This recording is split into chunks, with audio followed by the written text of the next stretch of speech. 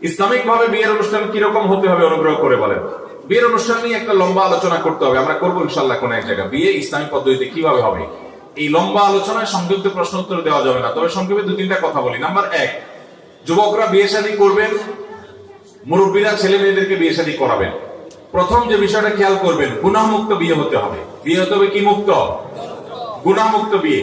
বিয়ে উপলক্ষে বেপরদা করা চলবে না। গায়ে হলুদ, গায়ে মরিচ, বিভিন্ন নামে না বেনামে মহিলাদের পুরুষদের একাকার করে গান বাজনা বাজিয়ে, আজকাল তো এমন বিয়ে খুব কম আছে যে বিয়েতে ওই যে ডিজে পার্টি হয় না, ব্যান্ড পার্টি হয় না, বক্সের ভাড়া করে পোলাপান ধুমধাড়াক্কা গান বাজায় না, এরকম বিয়ে খুব একটা হয় না।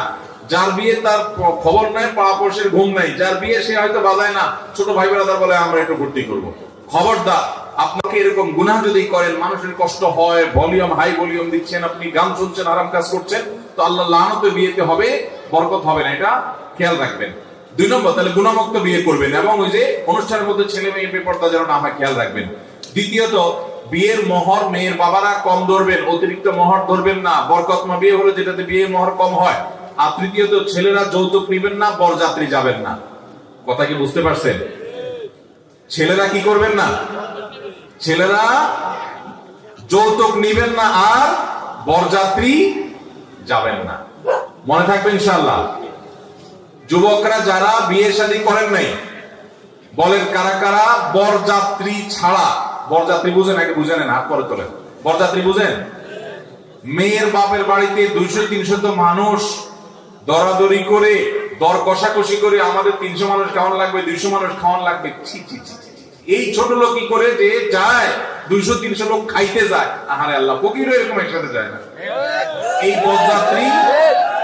বরযাত্রী যেটাকে আপনারা নাম দিচ্ছেন, এটা আসলে বরযাত্রী। এটা কি যাত্রী?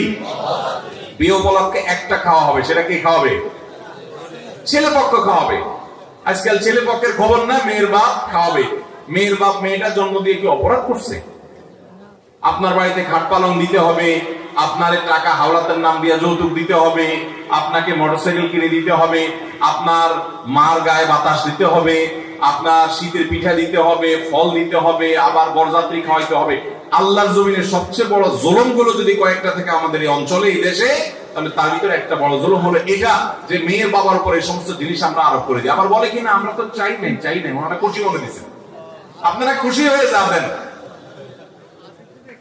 নির্লজ্জ ডাকাতি। আল্লাহ আমাদের ডাকাত থেকে বেঁচে থাকার তৌফিক দান করুন। যুবকরা যৌতুক নিয়ে বিয়ে করবেন তো যৌতুক মুক্ত বিয়ে ইনশাআল্লাহ, এবং বরযাত্রী মুক্ত। যৌতুক মুক্ত বিয়ে করা সহজ, কিন্তু বরযাত্রী মুক্ত বিয়ে করা কঠিন। আলহামদুলিল্লাহ।